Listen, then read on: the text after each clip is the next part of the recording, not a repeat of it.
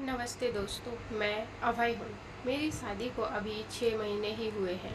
मेरी पत्नी जब भी मायके जाया करती थी वह बीमार पड़ जाती थी और इतनी ज़्यादा बीमार पड़ जाती थी कि उसे अस्पताल में एडमिट करना पड़ता था। मेरी पत्नी का नाम रुचि है। रुचि दिखने में बहुत खूबसूरत है। रुचि के सामने मुझे सब लड़कियां फीकी सी लगने लग जाती थी। जब रुचि मेरे सामने खड़ी होती थी तो रुचि बहुत साधारण सी लड़की थी और इतनी आज्ञाकारी थी कि उसे कोई भी कुछ कहता वह मान लेती थी। इसी का फायदा उठाया रुचि के चाचा ने। रुचि की चाची बच्चों को जन्म देते ही भगवान के पास चली गई थी। रुचि के चाचा अभी बहुत यंग थे। उनकी उम्र 30 साल रही होगी। रुचि के पापा और रुचि के चाचा एक साथ ही जॉइंट फैमिली में रहा करते थे। रुचि और सरिता 2 बहनें थीं। सरिता बड़ी थी और रुचि छोटी थी। सरिता की शादी बहुत पहले हो गई थी। सरिता के 2 बच्चे भी हो गए थे।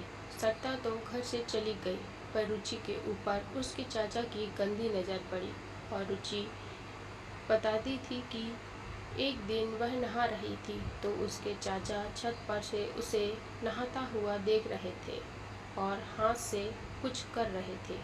चाचा ने रुचि की वीडियो बना ली। जैसा कि मैंने आपको बताया कि रुचि बहुत सीधी लड़की थी। वह किसी से कुछ कह नहीं पाती थी। इसी का फ़ायदा उठाते हुए चाचा ने उसके साथ गलत काम करना स्टार्ट कर दिया। रुचि के साथ यानी मेरी पत्नी के साथ उसका चाचा गंदे तरीके से वो सब करता था। यह सब चाचा को करते करते 3 साल हो गए थे। रुचि के घर वाले भी कुछ नहीं कहते थे, क्योंकि गरीबी बहुत बुरी चीज़ है। खाने को जो अनाज होता था वह चाचा दिया करते थे। रुचि लोगों को तो उनका परिवार चलता था, इसलिए शायद वह सब अपना मुंह बंद रखते थे। 2021 में मेरी शादी रुचि से हुई। रुचि दुल्हन बनकर मेरे घर आई। बेटी जैसी बहू पाकर मेरे मम्मी पापा बहुत खुश थे। मेरे परिवार वाले भी रुचि से बहुत खुश थे। हमारे यहाँ एक रिवाज है कि दुल्हन पग फेरे के लिए जाती है। 10 दिन बाद तो 10 दिन हो गए थे रुचि को हमारे घर आए हुए, मतलब अपने ससुराल आए हुए। रुचि का बिल्कुल जाने का मन नहीं था अपने घर। रुचि मुझसे कहने लगी, सुनिए जी, मुझे अभी नहीं जाना है। मैंने कहा, जाना पड़ता है। रुचि, तुम 2 दिन में फिर वापस आ जाना, मैं तुम्हें लेने आ जाऊंगा। इतना कहते ही रुचि का चेहरा उदास हो गया। रुचि अपने घर मतलब अपने मायके चली गई। मैं रुचि को लेने 2 दिन बाद गया। रुचि आंगन में बैठी हुई थी। जैसे ही मैं गया, मेरे लिए पानी लाने गई। मैंने देखा रुचि अच्छे से चल नहीं पा रही है। मैंने कहा, चलो कुछ हुआ होगा, पैर में चोट लगी होगी। मैं रुचि को घर लेकर आया। 2 घंटे बाद रुचि वैसे ही चल रही थी। अब तो कुछ और ही ज़्यादा उसकी चाल बहकी बहकी सी लग रही थी। मैंने उसका हाथ पकड़ा और कमरे में ले गया। मैंने उसे बेड पर बिठाया और कहा, तुम्हारे पैरों में क्या हुआ है?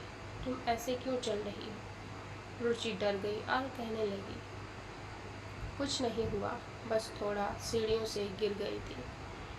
इतना सोचने हुए जवाब दिया। मैंने कहा, नहीं, सच बताओ, मैंने तुम्हारे साथ वह सब किया था, क्या उसकी वजह से तुम चल नहीं पा रही हो या तुम्हें कोई दिक्कत हो रही है? तो बता दो, मैं तुम्हें दवा ला दूंगा। रुचि कहने लगी, नहीं, मैं ठीक हूँ। मैंने कहा, चलो ठीक है, अगर रुचि कह रही है तो मैं ठीक ही होगी। अब मेरी नई नई शादी थी तो मुझे हमारी भी बहुत चढ़ी हुई थी, तो मैंने रुचि के साथ वह सब रात को किया। तो रुचि की हालत और ज़्यादा ख़राब हो गई और वह बेहोश हो गई। मैं रुचि को अस्पताल लेकर गया और इमरजेंसी में एडमिट कराया। 3 घंटे बाद रुचि को होश आया और वह बहुत डरी हुई थी। तो डॉक्टर ने पूछने पर रुचि ने कुछ नहीं बताया। डॉक्टर मुझे डांटने लगे, क्या तुम्हें तमीज़ नहीं है? औरत को कैसे रखते हैं? उसके साथ जानवरों जैसा बिहेव नहीं करते हैं। उसकी वजाइना में बहुत ज़्यादा सूजन है और बहुत बुरी कंडीशन है। मैं डर गया। मैं यही सोच रहा था कि मैंने जो सब भी किया रुचि के साथ, मैंने उसकी मर्जी के साथ किया है। मैंने ज़ोर ज़बरदस्ती नहीं की, तो ऐसे कैसे हो सकता है। कुछ टाइम के बाद मैं रुचि को अस्पताल से घर लेकर आया और मैंने उसकी अच्छे से देख रेख की और मैंने रुचि को हाथ भी नहीं लगाया। रुचि ऐसे ही फिर अपने मायके गई। मायके में वह 5 दिन रुकी। 5 दिनों में फिर उसकी वही कंडीशन थी। रुचि को मैं लेने गया। रुचि वैसे ही चल रही थी। मैं समझ गया कि कुछ न कुछ तो करता है। मैंने रुचि को कुछ नहीं कहा और मैं उसे घर लाया। घर लाकर मैंने उसको वही सवाल किया कि मैं तुम्हें पिछली बार भी मायके से लेकर आया था तो तुम कैसे चल रही थी। अभी मैं तुम्हें लेकर आया हूँ, तुम वैसे ही चल रही हो। मैं जानना चाहता हूँ कि तुम क्या करती हो वहाँ। रुचि रोने लगी। मैंने उसे समझाया कि तुम रो नहीं, जो भी बात हो तुम मुझे बताओ। मैं तुम्हें कुछ नहीं कहूँगा, बल्कि मैं तुम्हारा सपोर्ट करूँगा। तुम्हारे साथ जो भी गलत हो रहा हो, मैं उसके लिए लड़ूंगा। इतना कहने पर शायद रुचि को मुझ पर भरोसा हो गया था।